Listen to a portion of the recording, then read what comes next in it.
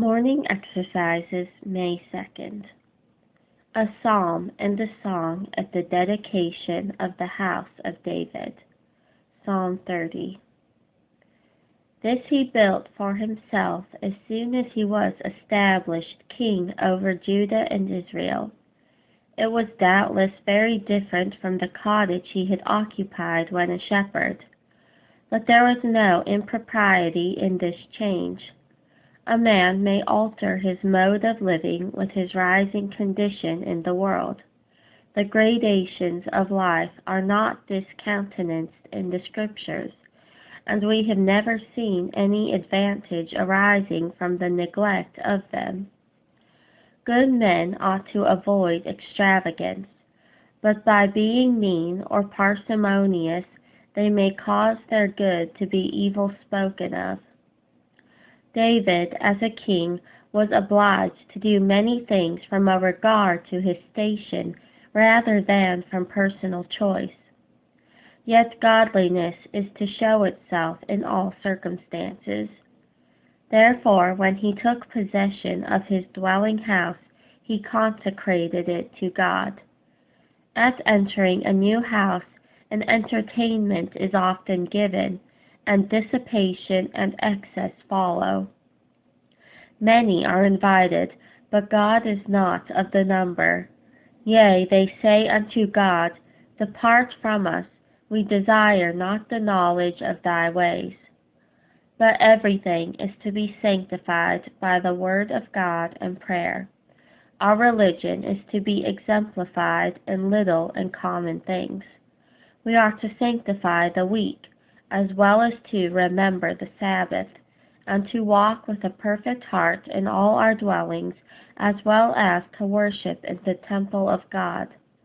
All we have is the Lord's, and nothing is a blessing till he blesses it. And we know not what may befall us in our new abode. Here our children may be about us, or here we may weep because they are not. Here we may find a house of mourning for the desire of our eyes, or the guide of our youth. Here we may enjoy health, or be made to possess months of vanity, and have wearisome nights appointed unto us. Here we may live many years, or our sun may go down at noon. While it then, let it be our concern that the place may be a house of God while we live, and the gate of heaven when we die. David was a poet, and was accustomed to indulge his pious genius on any particular occurrence. Here are the lines he composed on the present occasion.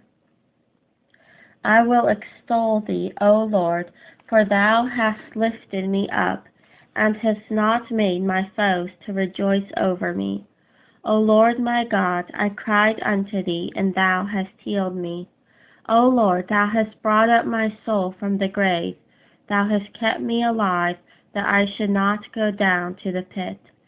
Sing unto the Lord, O ye saints of his, and give thanks at the remembrance of his holiness. For his anger endureth but a moment. In his favor is life. Weeping may endure for a night, but joy cometh in the morning. All we notice here is that previously to his occupying this fine mansion, he had been suffering under a dangerous disease.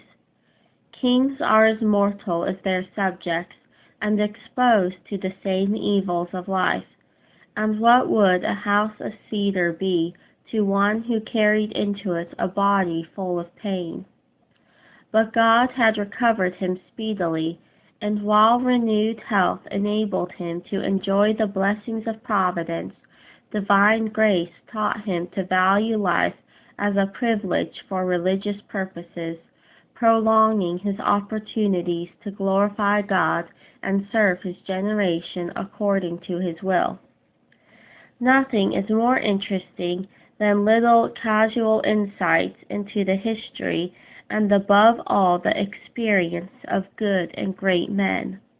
And in this ode we see the workings of David's mind before and under and after the affliction. before the affliction.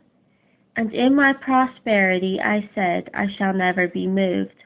Lord, by thy favor thou hast made my mountain to stand strong. He had not said this in words, but in his views and feelings and actions were all vocal with God. And do we not here see the danger of indulgence? How little can we bear without self-security, without presumption, without losing the heart of a stranger? Hence the necessity of changes, and the advantage of those trials that cry to our hearts, Arise and depart hence, for this is not your rest. Under the affliction, thou didst hide thy face, and I was troubled. I cried to thee, O Lord, and unto the Lord I made supplication. What profit is there in my blood when I go down to the pit? Shall the dust praise thee? Shall it declare thy truth? Hear, O Lord, and have mercy upon me. Lord, be thou my helper. Cain in his distress goes to building. Saul sends for music. Few turn to him that smiteth them. But prayer is the design, the sanctification, the resource of affliction. Is any afflicted? Let him pray. After the affliction, thou hast turned for me my mourning into dancing. Thou hast put off my sackcloth, and girded me with gladness, to the end that my glory may sing praise to thee, and not be silent. O Lord my God, I will give thanks unto thee forever. He has done it. His hands has loosed my bonds of pain, and bound me with his love. Therefore I will serve him with my best powers and forever. And his practice corresponded with his profession. No sooner had he taken possession of his new palace than the king said unto Nathan the prophet, See now, I dwell in a house of cedar, but the ark of God dwelleth within curtains. And then it was that he availed himself of a pious and ardent frame of mind to swear unto the Lord and vow unto the mighty God of Jacob. Surely I will not come into the tabernacle of my house, nor go up into my bed. I will not give sleep to mine eyes, nor slumber to mine eyelids, until I find out a place for the Lord, a habitation for the mighty God of Jacob. How different the disposition of the selfish Jews on their return from Babylon. Is it time for you, O ye, to dwell in your sealed houses, and this house lie waste? And what gain they? Them that honor me, says God, I will honor. Ye look for much, and lo, it came to little, and when ye brought it home, I did blow upon it. Why, saith the Lord of hosts? Because of my house that is in waste, and ye run every man unto his own house.